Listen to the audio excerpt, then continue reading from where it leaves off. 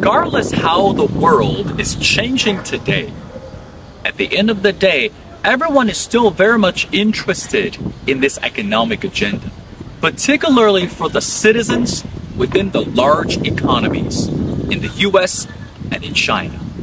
Hey everyone, this is Will, and welcome to this brand new and exciting episode of The Missing Piece.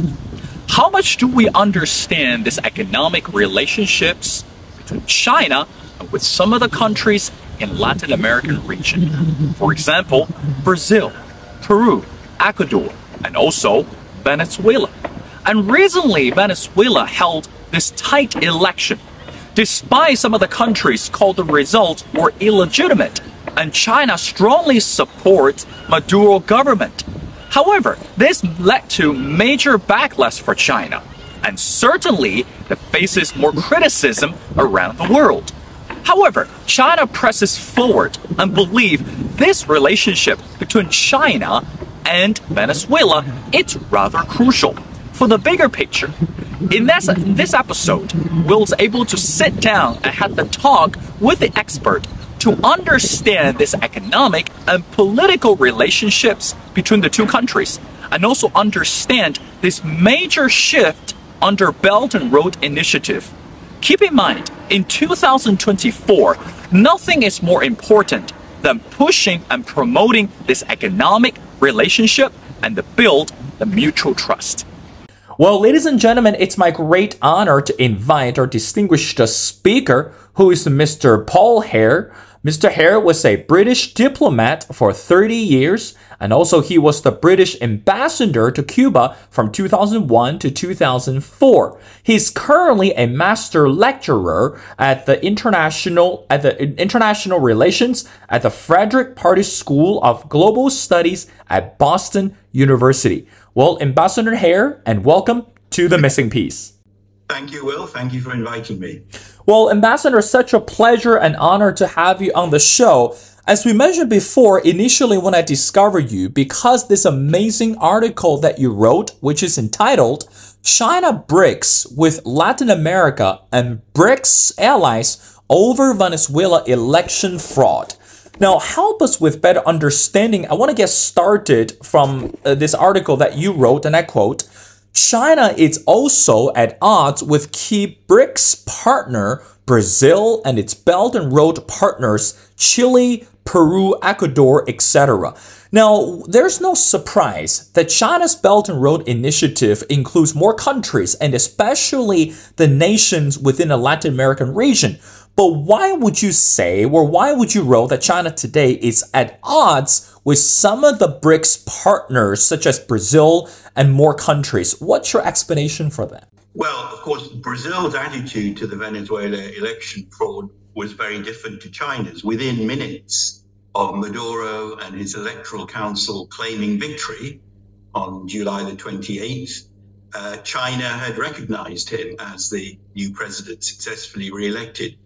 Brazil, other countries, Colombia, Argentina, the ones you mentioned, Chile, Uruguay, Peru, have been much more cautious because they realized that the full results hadn't actually been published, which is a feature of Venezuelan law, that each of the 30,000 voting station results has to be published, and they have QR codes and so on. It's electronically done. It's generally regarded as a very sophisticated system, but China didn't wait for that. Brazil, and this is still the position today, as I understand it, Brazil, Colombia, Mexico are sending delegations, we think, to Caracas, to Venezuela, to try and mediate between the Chinese position, the Maduro position, and the opposition. Ambassador, I want to talk about this Venezuela commitment to repaying China with oil. I mean, again, we understand this Belt and Road Initiative, it's rather crucial for China. It's not just about this economic agenda, it's right now expanding to this political interest as well.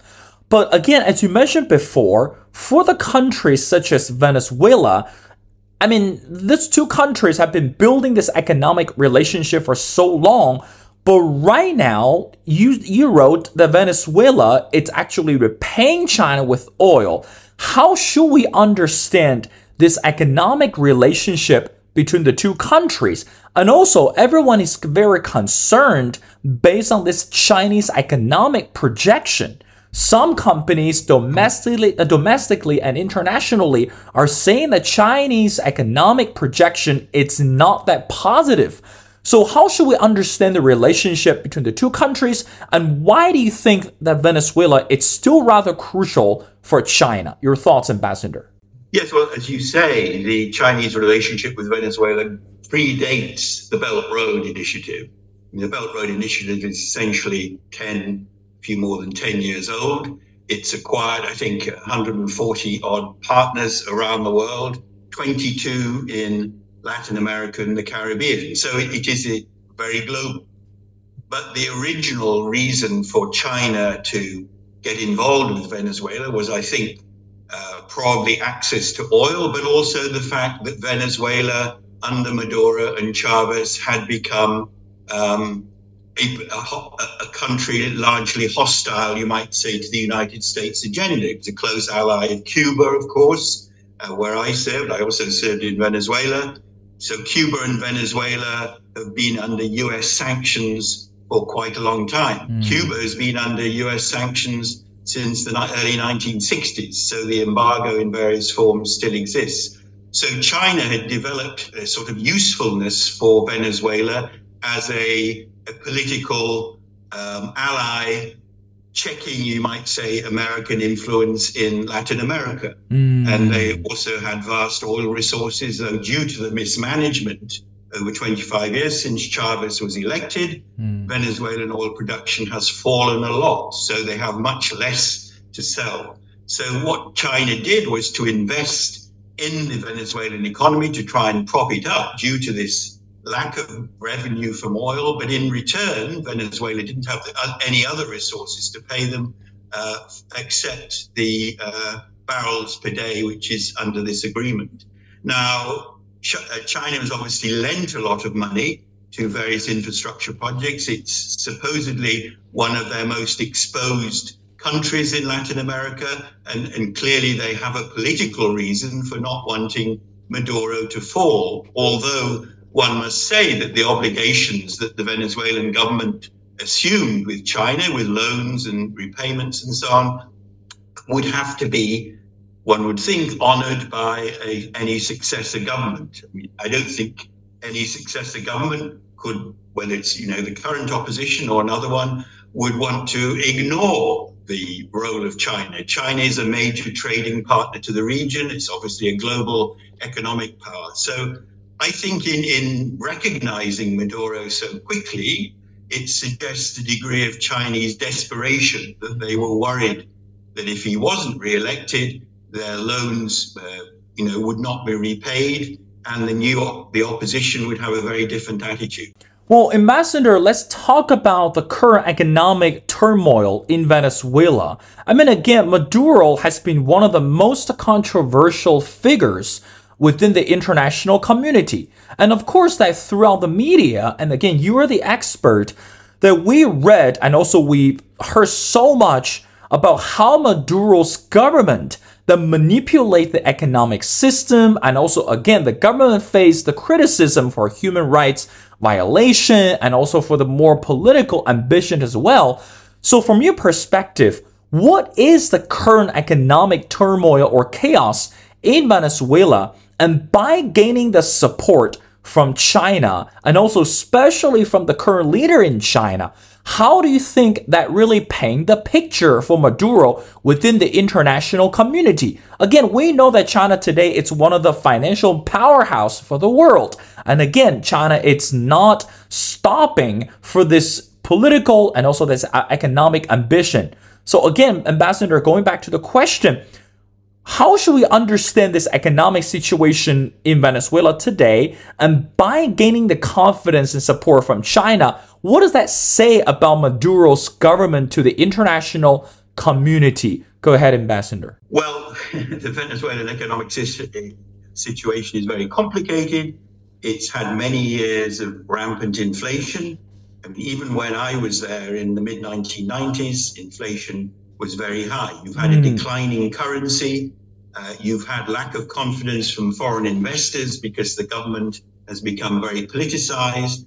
You've had poor, low investment in the oil industry and other major commodity industries. They used to be regarded as world-class players. The PDVSA oil company, they were professional. They were well respected around the world. They had top engineers. They explored for new resources and so on. All that stopped. So the Venezuelan economy has been kind of hijacked for, you might say, socialist project. Now, you can argue the pros and cons of socialism. I met Chavez. I did believe, he had a project where he wanted to, raise the level of the poor, the income. He wanted to bring in a lot of the immigrant communities who never voted. So I think he did have a project, but he became rather besotted with power, and they didn't have the resources to provide the socialism, the free healthcare, education, many subsidies to living and so on that he wanted to project. So it's a long history. Now, China has got involved in all that, but equally, the problems of the Venezuelan economy have produced serious difficulties for the neighboring countries. I think I mentioned in my article, Colombia, Peru, Ecuador have had to take in waves of hundreds of thousands, in Colombia's case, millions of Venezuelan refugees who simply couldn't survive. It was economic migration. It wasn't necessarily political persecution. It was the sheer desperation of not being able to find food or medicine or whatever. So that's caused enormous problems. And I think the neighboring countries, and indeed Brazil as well, these countries believe in democracy, however messy and corrupt it may be. They've all had recent elections producing change. Brazil had Bolsonaro, as you may remember, who in fact tried to stage a coup to prevent Lula being elected. Petro is a fairly 2-year, recently elected left-leaning president of Colombia. And so we go on. You've had Milei, a right-wing kind of libertarian president in Argentina. They all value these elections. They all remember military rule in the 1970s, 80s, when people were tortured, repressed, disappeared. And China has not recognized these differences, the problems that Venezuela and the Venezuelan economy has caused to the neighborhood. And so you don't have a great deal of sympathy outside Venezuela, in Latin America, for Maduro's results. Yes, there have been sanctions by the US, but his record is one of prolonged economic incompetence. Ambassador, I want to talk about BRICS. I mean, again, this is a financial powerhouse that made up a lot more key players within the international community, especially you mentioned Brazil and also included Russia and etc. Now, you mentioned Argentina, that Argentina has been trying really hard to become the additional members for BRICS. And also, you wrote in the article, Venezuela has been trying to join the BRICS organization as well. But right now, let's talk about the current existence of BRICS. Ambassador, from your perspective, from this economic and also from this political standpoint, how trustworthy is BRICS today? Because again, China today, it's caught in the middle of this whole war in Ukraine, and also a lot more countries are saying that because of China, because of Russia, more countries start to question this economic and political ambitions of BRICS. So, Ambassador, from your perspective, countries such as Argentina, such as Venezuela and UAE, etc., how do you think they are seeing the presence of BRICS at this moment? Is it still, I guess, running on the principle for economic agenda, or it's even gaining deeper ground for political interest in order to battle against what the US and some other countries are proposing at this moment? Go ahead, Ambassador. Yes, well, I think the BRICS agenda has evolved. As you say, it was clearly designed initially to be a kind of global South club, resisting the influence, as you might say, of the G7, the industrialized, westernized countries, which of course G7 includes Japan. And they've recently admitted new members. However, although Argentina was invited to join and was due to join early this year, Milei declined. Milei sees China as a communist country. He's not. I mean, it's complicated because he has said some different things. But Argentina, for the moment, has declined the invitation. Brazil is, of course, a founder member of BRICS, as are other major democracies like South Africa and India. Now, Russia is, of course, key to it as well. And as I think you mentioned, the Ukraine crisis pitted one China ally, which was Ukraine. It's important to recognize that China was the major trading partner of Ukraine. There were 6,000 Chinese students in Ukraine at the time of the invasion. There were 6 Confucius Institutes. You probably have heard of Confucius Institutes in Ukraine. China had major contracts in Ukraine to build a new metro system. They had reinforced the port of Odessa, which Russia has since bombed, of course, bombing Chinese investment. So the Russian invasion of Ukraine, you might say, should have put some question marks over the China-Russia relationship. Europe is extremely important to China. It's their biggest market. If the European economy became mired in conflict, if the war went beyond Ukraine to the Balkans, to the Baltics or whatever, the Chinese economy would suffer a major blow, and they know that. Now, Russia is nowhere near the same. So you have these increased tensions within BRICS. India and South Africa have not recognized Maduro as the major partners. You have now within BRICS as well, Iran is a newly admitted member, so is the UAE and Egypt. Now, the UAE and Egypt have very different attitudes to Hamas and to the existence of Israel. You probably know that the UAE signed the Abraham Accords with the US as a kind of mediator, recognizing the state of Israel. Iran has never done that and shows, of course, no signs of doing it at the moment. So China is trying to keep this motley group of countries together. The central point of what they seem to be trying to do is to replace the use of the US dollar in international markets. So there is that project. India apparently doesn't agree with that, so China's got problems there. I think it's very doubtful that the UAE would want to agree to that. They have set up in BRICS an investment bank, which apparently is financing some investments. But I think, honestly, China is struggling to find a new focus for BRICS. India doesn't want the admission of many new countries. They certainly don't want Pakistan, I think China is a close ally of Pakistan. They wanted Pakistan within. India doesn't agree to that. So there are a number of factors affecting the future of BRICS. And, the Venezuela issue is just one more where there's major disagreements. Ambassador, I got 2 more questions before letting you go. Now, let's talk about, again, as you mentioned before, that China today is playing a rather central role when we look at the major wars and also the international conflict. My next question would like to ask you, let's focus on this global trade investment. Latin American countries are rather crucial to the West. I mean, again, we're looking at this political intersection or political complication in the US today.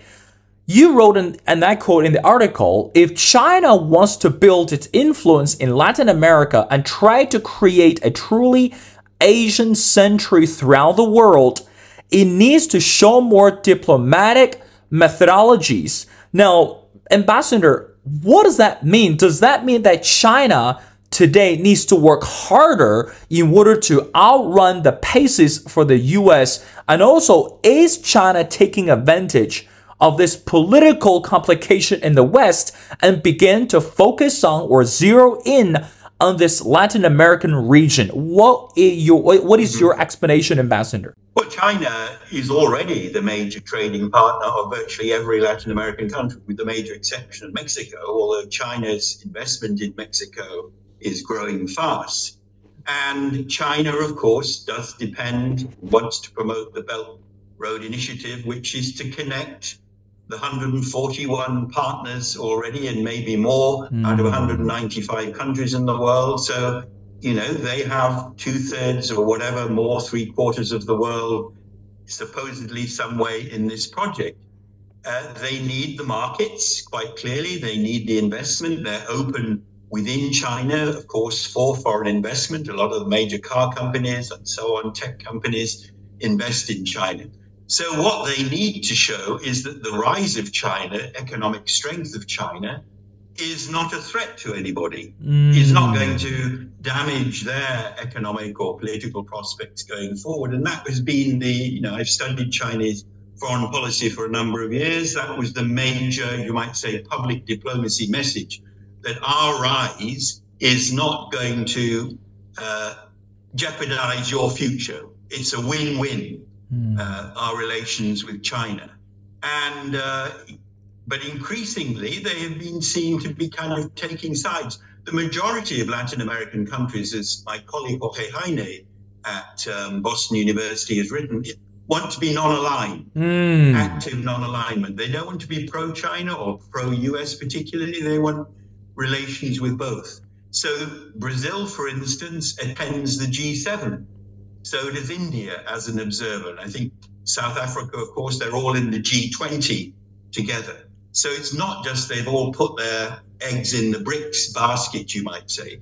But China, by taking sides clearly in the Venezuelan issue, I mean, why should China be intervening, putting its, you might say, spoke into a domestic issue for Venezuela?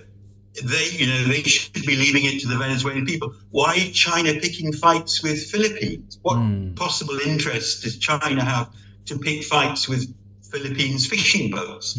So increasingly they're seen as maybe a more disruptive factor in the continent, when it was supposed to be a win-win economic trade situation with infrastructure investment. So that's how I see it evolving at the moment.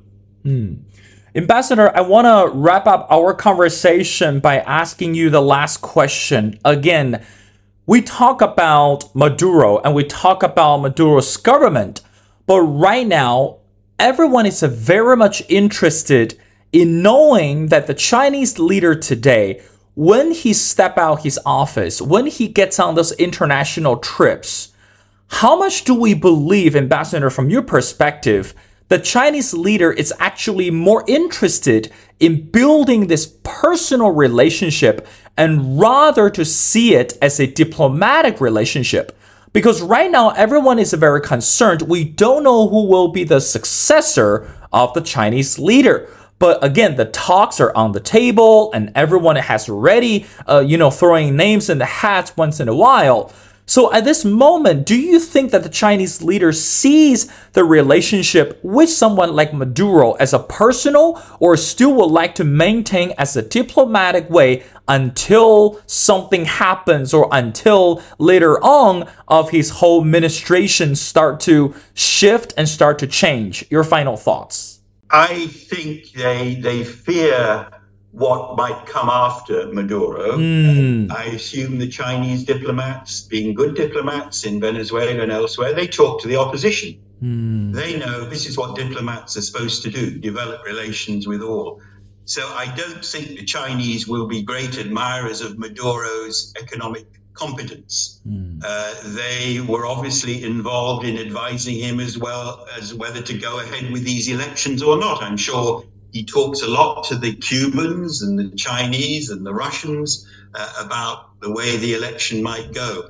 Now, clearly, the Chinese would have been involved in knowing what the real electoral results were showing. And you've probably seen a number of journalists and Bloomberg and so on have published the real voter tallies. The Chinese will know that. And so I don't think the relationship between Maduro and Xi Jinping is kind of personally warm. I wouldn't think so. They see, Maduro clearly has a motive in wanting to keep the Chinese on side. Who knows what will happen during this kind of current mediation? Maybe the Chinese will realize that the opposition is not such a bad bet after all. Maybe the opposition will agree to honor the loans China's made, and maybe China will pragmatically change its stance. I think for those who believe in the future of Latin American democratic stability, the value of elections we were just talking about, I think we have to hope that China is a key to determining the future direction of Latin America and, of course, many other countries. Of course, Ambassador, you're right. At this moment, everyone is paying attention to what's happening in the US. And also China is generating much greater noises from this economic and also this political standpoint. The world is getting more complicated. But meanwhile, we still need to understand that Latin American countries can offer so much more, not just about the political agenda, and also for this economic partnership. Well, again, ladies and gentlemen, it's such an honor to speak to Ambassador Paul Hare. Again, Ambassador Hare was a British diplomat for 30 years, and he was ambassador to Cuba from 2001 to 2004. Again, Ambassador, such a pleasure and honor to have you on the show. We'd love to have you back on the show for our future episodes. It's not just about China, it's really about the matters around the world. So thank you so much for doing this. Really appreciate it, and I hope everything goes well with you, Ambassador.